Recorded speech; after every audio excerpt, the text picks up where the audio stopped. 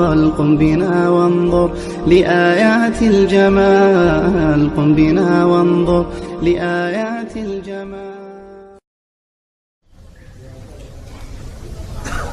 diintana sida aan soo sheegnay adduunyada waa ka ducana waa lagu helaa diinta laakiin dadaal baa lagu helaa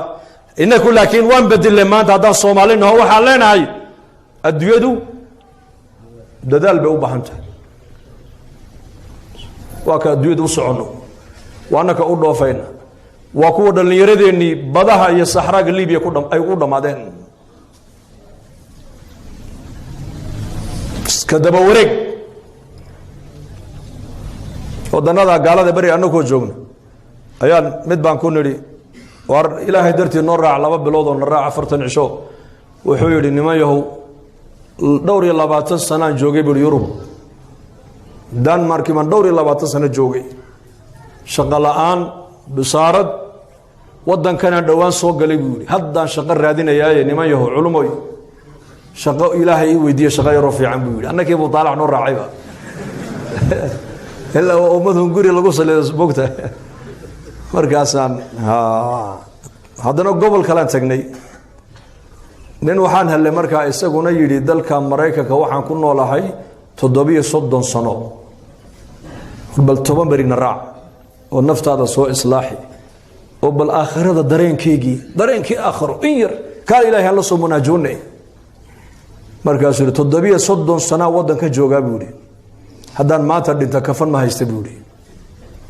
waxa la ii sheegay buuri inuu Australia ka qaraxday Australia aanu dhoofayaayo qola nooli ururinaysa culumay ducada igu darab buuri hayo waa kugu darnay socodna waa ka soo noqonay annagoo Dubai habeen marayna airportka Dubai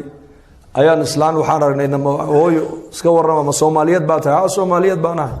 ma sha Allah hageed ka timid hooyo inamadan wiilashan Australia ku dhasheeno wadanka noloshiisa ma fahmi weyno dalkoogiyo Soomaaliya ayaan ku celinayaa bay igu tiri marka ii soo duceeyay kii dalka joogay xaguu socdaa wuxuu ku ducaysay Ilaahu Yurub mari gali kii Yurub joogay Ilaahu marun Mareykan gali North America gali kii Mareykan joogay Australia ay gaarsi kii Australia joogayna noloshii waan garan weyno Soomaaliya ku soconnaa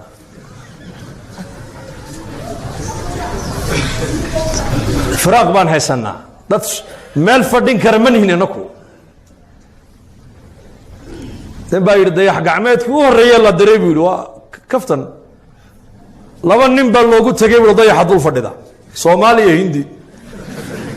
hindigii baa loogu yidhi meesha maxaad ka qabanaysaa markaasuu yidhi ganacsi baan ka yar gelinayaa buu waa dhul cidla